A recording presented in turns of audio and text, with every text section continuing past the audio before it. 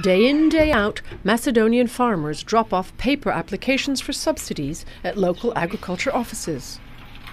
Applications that clerks at the National Payment Agency process electronically.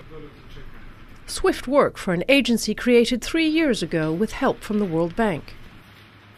We have a lot of efforts done in this field, and now in a stage when we are expecting the realization or execution of contracts that were signed under IPARD program.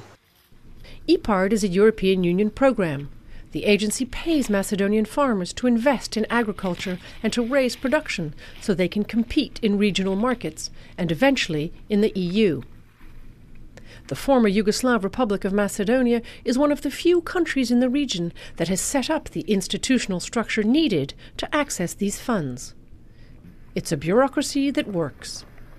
And in supporting farmers and helping to increase their incomes, the agency is doing much more than writing checks.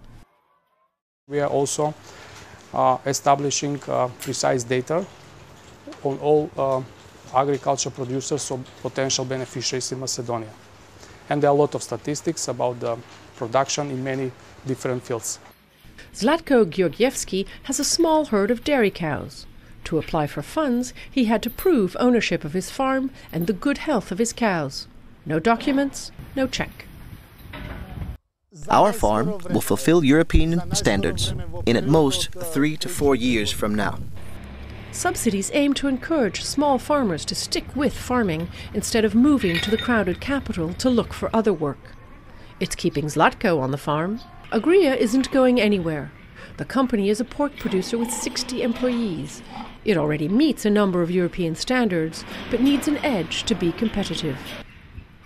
Its subsidy will help renovate these weaning sheds so piglets can grow faster in better conditions. Agria hopes to expand further. Statistics gathered through the agency help farmers better navigate outside markets. Macedonia noted a large decline in number of sheep and milking cows. Thanks to the intensive efforts of the Ministry of Agriculture and the Veterinary Directorate, we have managed to stop that declining trend and slowly increase the numbers of cattle.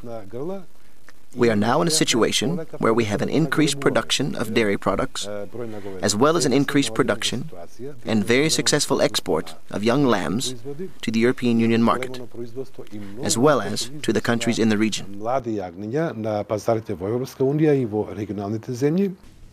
The country is working to standardize livestock vaccination, slaughtering, and other food production. A food safety campaign is underway for Macedonian consumers. Farmers also find help to package and market food to sell outside the country. A lot of farming here is still done by hand on small plots, and the overhaul of agriculture is just beginning. But efforts are already paying off. In the first 6 months of 2010, Macedonia has 40% higher revenues from exports in comparison to the same 6 months the previous year. As farmers spend more to mechanize and expand, their livelihoods will improve too.